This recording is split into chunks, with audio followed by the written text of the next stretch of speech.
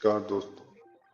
जिंदगी में हम सबके साथ कभी न कभी ऐसा होता है जब कोई घटना हमें तोड़ देती है, दुख देती है या फिर झकझोर देती है और हम भगवान से पूछ बैठते हैं या उस ऊपर वाले से पूछते हैं, मेरे साथ ही ऐसा क्यों। लेकिन क्या हो अगर जो हमें आज सजा लग रही है वही कल हमारी सफलता का सबसे बड़ा कारण बने और एक समय के बाद हम सोचे वो जो हुआ अच्छा ही हुआ, उस ऊपर वाले ने जो किया कुछ अच्छा ही किया। तो चलिए इसी बात को आज हम एक कहानी के रेफरेंस लेके सुनते हैं और समझते हैं। आज की ये कहानी सिर्फ एक राजकुमार की नहीं, ये कहानी है ईश्वर की योजना की, गॉड्स प्लानिंग, ऊपर वाले की उस प्लानिंग की और जीवन के उस रहस्य की जिसे जापान में कहते हैं जीने की वजह। जापान में जीने की वजह को क्या कहते हैं, इसको हम कहानी के जरिए आगे जानेंगे। तो चलिए अब हम शुरू करते हैं कहानी। बाबा ज्ञानी की कहानी का भाग 3। एक राज्य में एक राजकुमार रहता था।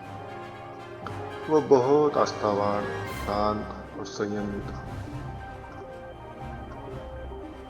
एक दिन वह अपने नगर में मंत्री के साथ बाजार का निरीक्षण यानी कि इंस्पेक्शन करने जा रहे थे। उनका रथ अनबैलेंस हुआ और वह राजकुमार पास ही गिर गए, रथ से नीचे। अब क्या होना था, राजकुमार की उंगली टूट गई, खून बहने लगा और दर्द भी इतना असहनीय। लेकिन राजकुमार ने कराहते हुए भी कहा, परमात्मा की कृपा है, शुक्र है उंगली ही टूटी, कुछ इससे भी ज्यादा हो सकता था। ये बात सुन के उनके मंत्री बोले, ये कैसी कृपा है महाराज, दर्द है, रक्त बह रहा है, चोट है और आप अब भी धन्यवाद दे रहे हैं।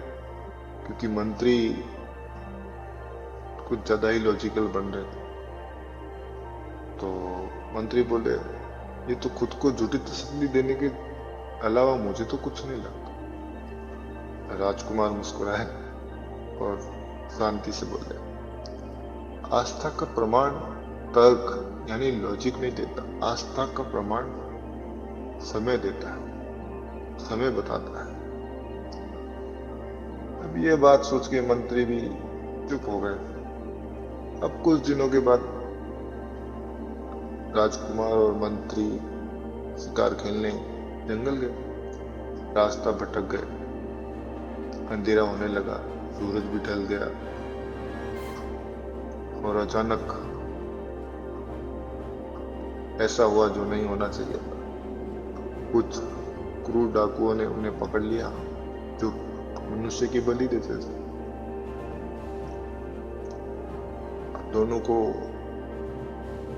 उठा के ले जाया गया और दोनों को बांध दिया गया और उनकी बलि देने की तैयारी होने लगी। जैसे ही डाकुओं ने राजकुमार को देखा तो उन्होंने तो राजकुमार की बलि देने से इनकार कर दिया। ऐसा नहीं था कि डाकुओं को पता लग गया कि वो राजकुमार है इसलिए वो बलि नहीं दी। उसके पीछे का कारण कुछ और है दोस्तों। डाकुओं ने राजकुमार की बलि नहीं देने का कारण तर्क यह दिया क्योंकि राजकुमार की जो उस हादसे में उंगली टूट गई थी, उस वजह से वह डाकू राजकुमार की बलि नहीं दे सके। क्योंकि डाकुओं ने बोला, ये तो अधूरा है, इसकी बलि नहीं दे सकते और ये हमारी प्रथा में पाप का कार्य होगा, इसलिए हम इसकी बलि नहीं दे सकते। हमें तो पूर्ण देह यानी कि शरीर या बॉडी चाहिए। तो ऐसा करके उन्होंने राजकुमार को तो रिजेक्ट कर दिया बलि के लिए और अब वो मंत्री के पास गए, मंत्री को चुन लिया और मंत्री की उबली के लिए लेके जाने लगे। ये देखकर राजकुमार के आंखों से आंसू बहने लगे और मंत्री अपने आप से ही मन कह रहे थे कि मैंने ही कहा था राजकुमार को, उंगली टूटना भी कोई कृपा है ईश्वर की। आज समय बता रहा है कि आस्था सही थी और मैं गलत था। तो दोस्तों, अब हम इस कहानी से या इससे क्या सीखते हैं, जरा सोचिए। जिस दर्द या जिस घटना पर आज हम रोते हैं, या जिस नुकसान को हम बदकिस्मती कहते हैं, या जिस फेलियर को हम अपना अभिशाप मानते हैं जीवन में, शायद वही हमें किसी बड़ी गलती से या ऊपर वाले ने उससे भी अच्छा हमारे लिए कुछ सोच रखा हो, इसीलिए वो हमें उस चीज को नहीं हासिल करने दे। तो यही है इकिगाई। इकिगाई मतलब, इकिगाई सिर्फ एक पैशन नहीं, इकिगाई सिर्फ कैरियर नहीं, इकिगाई है हर उस अनुभव को स्वीकार करना जो जिंदगी हमें देती है। क्योंकि कई बार हमारा मकसद दर्द बनकर आता है ताकि हमें गलत रास्ते से मोड़ सके। जीवन के लिए सीधा संदेश है दोस्तों। आज बहुत लोग टूटे हुए हैं, कोई बीमारी से, कोई रिश्तों में, कोई अपने नुकसान में, कोई जिंदगी की असफलताओं से। लेकिन याद हमें यही रखना, ईश्वर कभी हमें सजा नहीं देता, वो तो हमें तैयार करता। जिस रास्ते पर हम नहीं जा पाए, हो सकता है वो रास्ता हमारे लिए विनाश का रास्ता हो, हमें आगे जाके दुख भुगतना पड़े, या हमारे लिए वो रास्ता सही ना हो। तो जिस दिन हम ये बात समझ लेंगे कि हर दर्द किसी सुरक्षा के लिए या हमारे अच्छाई के लिए आता है, उस दिन हम शिकायत करना छोड़ देंगे और धन्यवाद देना सीख लेंगे, ग्रेटिट्यूड करना सीख लेंगे उस ईश्वर को, इस यूनिवर्स को, इस ब्रह्मांड को।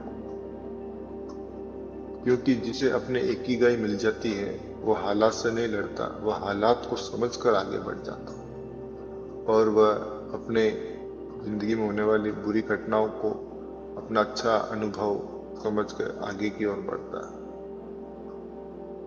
क्योंकि अगर आज अब हमारी जिंदगी में कुछ टूट गया है, तो हो सकता है हमारी जिंदगी में वो टूटा हुआ हमें आगे के लिए जोड़ रहा है। अगर आज कोई सपना छूट गया है, तो हो सकता है वो सपना हमको किसी गलत मंजिल से बचा रहा हो। तो दोस्तों, हम अकेले नहीं, हम बेकार नहीं, हम किसी गलती के लिए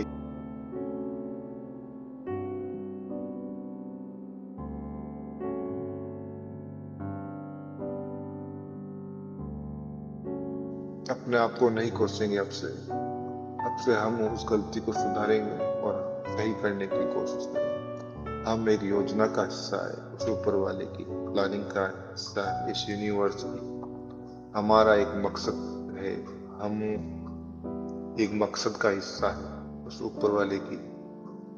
और जिस दिन हम अपने दर्द का मतलब समझ जाएंगे, उस दिन कहेंगे शायद हमारी इकिगाई यही थी, हमारे जीने की वजह। तो दोस्तों, आपको ये वीडियो कैसा लगा हमें जरूर बताइएगा। सुनने के लिए धन्यवाद। Thank you. ओम शांति। राधे राधे। अगर आपको ये वीडियो पसंद आया हो तो कृपया इसे लाइक, कमेंट और शेयर जरूर करें। आपका एक शेयर किसी और के दिल तक ये बात पहुंचा सकता है। Thank you. ओम शांति। राधे राधे।